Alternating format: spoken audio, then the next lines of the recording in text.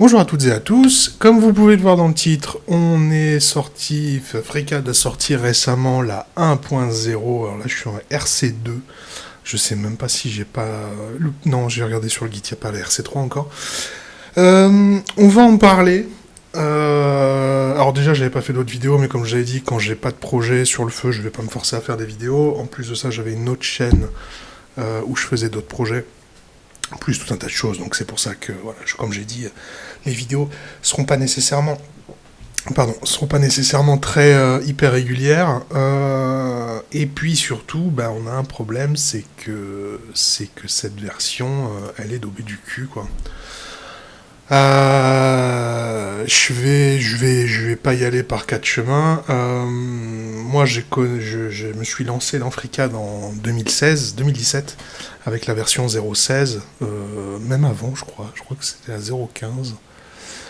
Ouais, j'ai fait 0.14, 0.15, 0.16, 0.17, il y a eu la sortie des corps, 0.18, 0.19, 0.20, j'ai arrêté parce que le logiciel était tellement buggé que c'était infernal. Là récemment j'avais repris des vidéos avec 0.21 où justement ça commençait à revenir intéressant, ça redevenait utilisable, et alors là la version 1.0 c'est un enfer quoi. Je suis pas le seul à l'avoir noté, j'ai vu plein de gens se plaindre. On va lancer un petit truc. Alors le petit projet que je vais faire, c'est que je suis en train de faire je suis en train de regarder pour faire des bielles de derby, c'est-à-dire de méca boîtes, mais c'est des bielles de deux temps, hein, basiquement. Donc on va regarder comment faire ça, et puis on va voir surtout que en fait FreeCAD s'est dégradé, mais puissance 10. Même le solver qui était un des points forts de FreeCAD, c'est-à-dire que les dessins, on pouvait vraiment se faire plaisir, et le solver était hyper intelligent. Et là, je sais pas ce qu'ils ont fait sur le solver, mais c'est devenu un enfer, hein, c'est devenu vraiment un enfer. Euh, Exemple tout simple, pour dessiner une bielle, on pourrait s'attendre à prendre par exemple un truc comme ça. Voilà, moi c'était... oups, je me suis trompé. Euh, je- on part un truc comme ça, on va supprimer la contrainte de verticalité, on va supprimer les égalités, ce qui va nous permettre en fait de générer des formes un peu biscornues.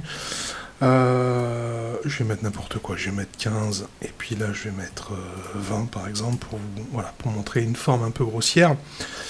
Et en fait, je me rends compte en fait que le solver fait de plus en plus n'importe quoi. Enfin, c'est assez... voilà, là typiquement. Voilà, le solver vient de planter, je sais pas pourquoi. Quand je lui demande qu'est-ce qui va pas, il me dit qu'il n'y a rien qui va, donc je vais essayer de supprimer ça.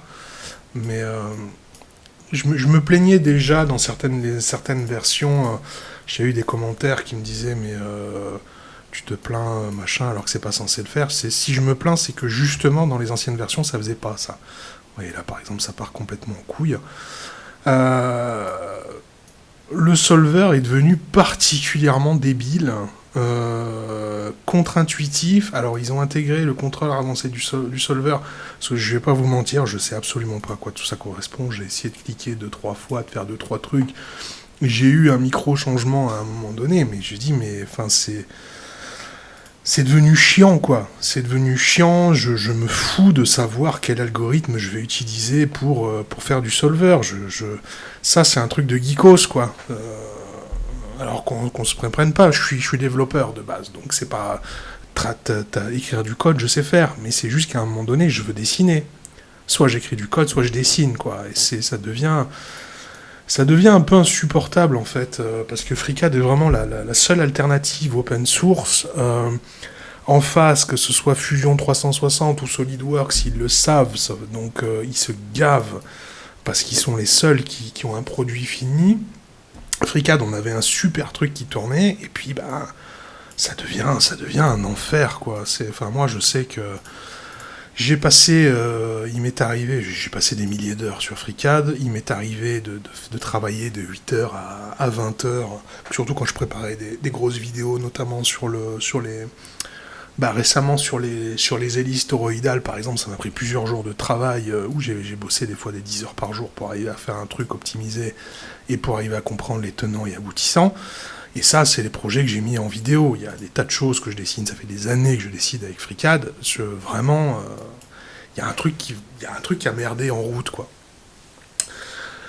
Pour la petite info, j'avais été, parce que j'avais une autre chaîne YouTube il y a quelques années où j'avais fait des tutos sur FreeCAD, où j'étais un des seuls Français à en faire, on n'était pas nombreux, puis j'avais atterri officiellement, j'avais été repéré par l'équipe FreeCAD et j'étais dans le wiki. Donc on était 2 ou 3 Français, je crois, donc c'est pour dire que je débarque pas de FreeCAD d'hier, quoi. Ça fait, oui, presque 8 ans que je m'en sers, et vraiment, cette 1.0, je l'attendais pas, mais c'est fascinant, ils ont réussi à devenir à devenir encore plus contre-intuitif qu'avant, quoi.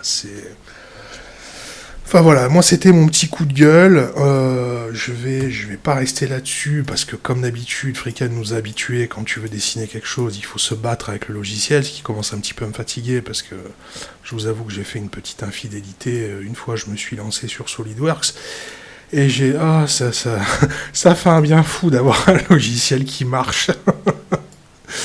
Donc voilà, c'est ce qui me déçoit un peu parce que bon bah comme moi vous le voyez, hein, je suis un Linuxien, je suis un fervent défenseur des connaissances accessibles à tous. Donc si vous voulez, ça me fait méga chier de devoir aujourd'hui me tourner vers des solutions propriétaires et payantes parce que quoi qu'on dise, oui, mais Fusion 360 c'est gratuit, non, c'est gratuit si tu veux dessiner dans ton coin et si tu veux rien faire avec. Si tu commences à vendre tes créations ou si tu veux vendre tes services, les copains ça marche plus. Et SolidWorks c'est exactement pareil. Il y a une version Maker qui est à 15$ par mois, donc qui est plutôt intéressante parce que SolidWorks c'est un gros projet.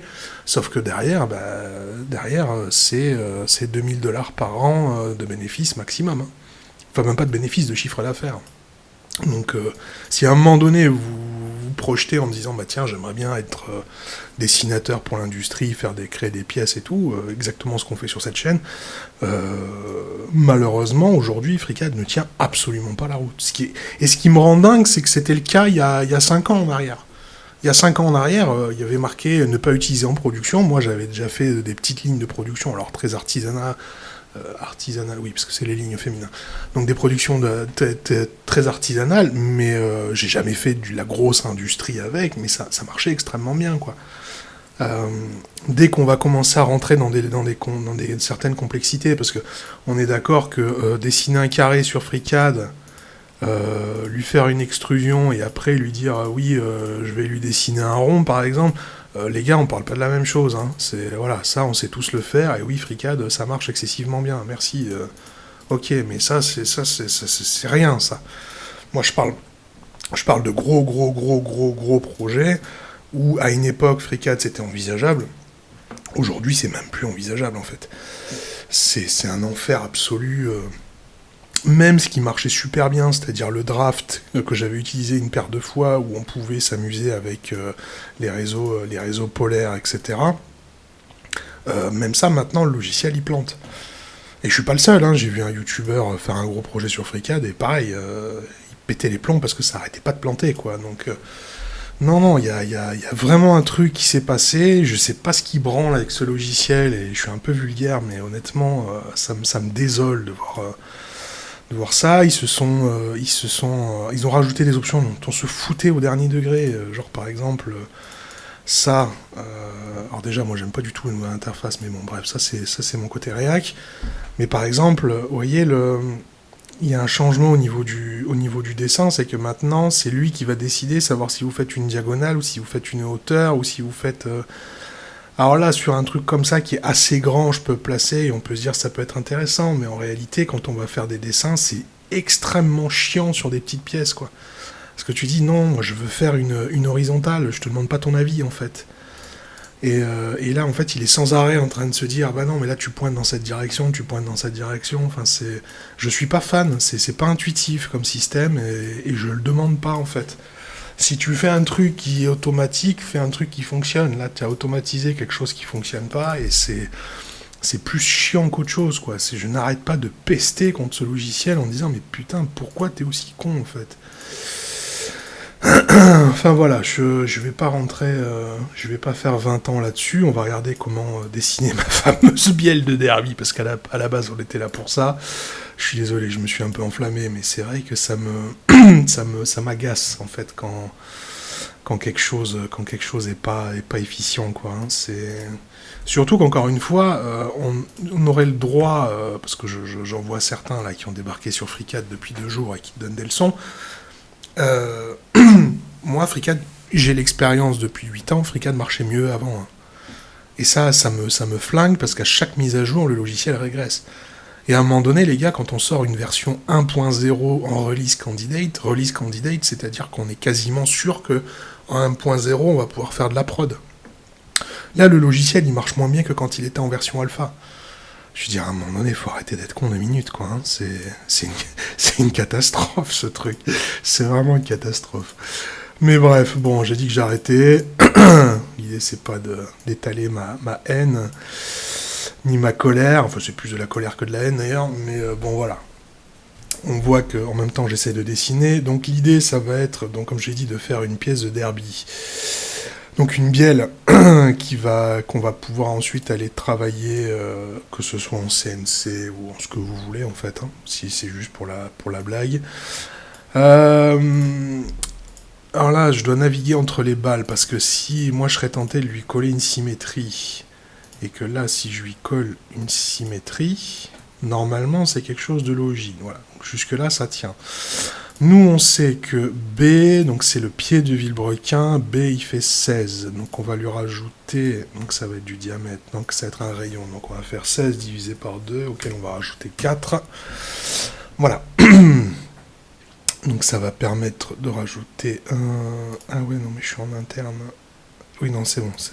Non, c'est exactement ça. Donc je voulais faire l'extérieur. La tête de bielle, c'est en C. C, c'est 24. Donc 24, le rayon, ça va être 12. Donc je vous le fais en formule. Hein, 24 plus 12 plus 4. Pourquoi plus 4? Tout simplement, ça va être 2 mm d'épaisseur de chaque côté, en fait. Hein. C'est pour ça que je le gère comme ça. Là, on va mettre une contrainte de coïncidence. Et la bielle, c'est le A, donc c'est l'anthrax qu'on appelle ça. Il est de 90 mm. Donc on va aller chercher ça et on va lui coller un 90 mm. Voilà. Bon, déjà, il commence un petit peu à partir en petite couille là, mais c'est pas grave. On va gérer ça tout en douceur. Je sais pas, je vais mettre 15, là je vais aller le rattraper, je vais aller lui dire... Vous voyez par exemple là, ça c'est le genre de truc qui m'agace vite fait. Je vais lui mettre 5. Voilà. Ensuite, on va aller chercher... C'est là que ça a commencé à être drôle. Donc normalement, là je voudrais lui coller une symétrie. Mais vous voyez, la symétrie elle passe pas. Il veut pas. Pourtant c'est logique, je prends mes 2 points, je lui mets ça, je lui dis mets-moi une symétrie. Donc il me les met en symétrie, par contre il ne me les affiche pas. Et donc si je reviens sur le truc, voilà, ma symétrie n'a pas été appliquée. Pourquoi, comment, que sais-je, je n'en sais rien. Bon, ce qui est sûr c'est que là ça fonctionne pas. On va se caler sur du 10 mm. Voilà, donc on a un truc à peu près valable. Donc là, ce que je vais faire, c'est que vu que la symétrie passe pas pour une raison qui m'est totalement obscure, je vais lui mettre une ligne de construction que je vais mettre en contrainte horizontale. Ce qui fait qu'il sera obligé d'être symétrique, même s'il n'a pas envie de l'être. Donc voilà. Ensuite, je vais le mettre en contrainte à partir du centre. Je vais le mettre en contrainte là, comme ça il évitera de se balader. Je vais lui mettre, je sais pas, du 16 par exemple. Non, ça me plaît pas trop, je vais lui mettre 18 pour agrandir l'effet. On va même aller jusqu'à juste du 20. On perd un peu l'effet parce qu'on voit que la bielle, elle est... comment dire, elle flirte avec le côté puis elle repart. Là, je pourrais augmenter par exemple en mettant 15. Voilà, peut-être un peu gros. 14 pour faire cet effet-là. Ensuite, on va partir sur... On va faire les 2 centres. Donc les 2 centres, on a dit, là pour le coup, c'est du B, donc c'est du 16 et 24. Ok, donc on va faire du 16, hop, et du 24. Voilà, bon. On va agrandir un peu parce que ça me plaît pas des masses. Voilà, on va faire un truc comme ça. Voilà, bon c'est pas parfait, on pourrait améliorer un petit peu. Par exemple là, je pourrais le mettre à 12. Voilà, pour forcer un peu plus le trait. Hop.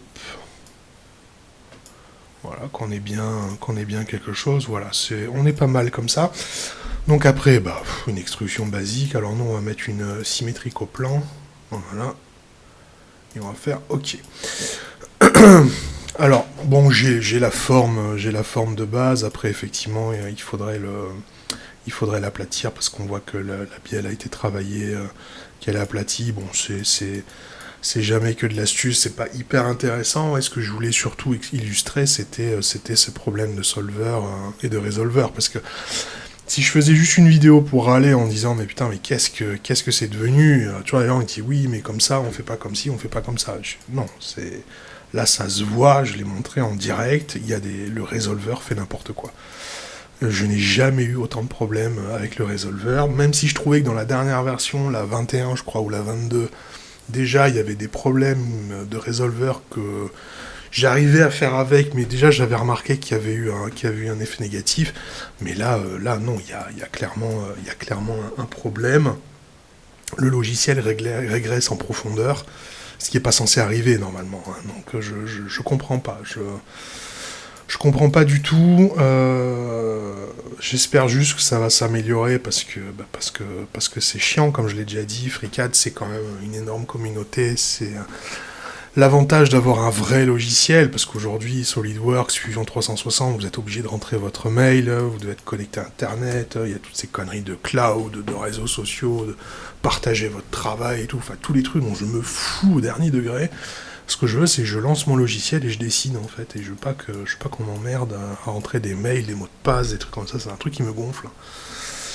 Donc voilà, c'est pour ça que je suis un peu déçu, je suis un peu chafouin là, avec ce truc, espérons que la version RC3 corrige des trucs. Bon, spoiler alert, j'y crois pas une seule seconde, mais j'essaie d'être optimiste. Et puis, voilà, on verra comment ça va évoluer. Moi, je ferai d'autres vidéos, parce que je suis en train de préparer des pièces moteurs. Le problème, c'est que, il est tellement con, le truc, que je passe des heures à esquiver les balles en me disant, bon, est-ce que tu vas me faire ci, ça? C'est un truc aussi basique que la symétrie, il veut pas, alors... Encore une fois, il y a cette possibilité de faire des réglages dans les contrôles avancés du résolveur. Peut-être que quelqu'un va avoir une idée, va venir nous expliquer comment ça marche. Bon, pourquoi pas. Je me dis à un moment donné, on verra. Puis même là, vous voyez, quand je regarde mon schéma, il y a des trucs qui me paraissent un peu bizarres hein, au niveau de la schématique, par exemple, ça, pourquoi c'est en contrainte? Parce que je me suis déjà posé la question, il y a des contraintes qui sont pas logiques, en fait. Des fois, il va me rajouter des contraintes il va me rajouter des surcontraintes alors qu'il n'y en a pas du tout. Et encore là, on a été un peu épargné. Mais quand j'ai fait la préparation de cette vidéo, j'ai pesté tout le long en disant, mais putain, mais j'essaie juste de faire un truc basique. Non, il y a vraiment des trucs qui m'étonnent. Donc je sais pas, peut-être que vous n'aurez pas tous les mêmes problèmes que j'ai eu. En attendant, je vous remercie de m'avoir écouté râler. Et puis je vous dis à très bientôt, dès que j'aurai résolu tous ces problèmes, que je pourrai mettre en place les projets que je veux mettre en place. Merci de m'avoir suivi et je vous dis à bientôt. Ciao, ciao.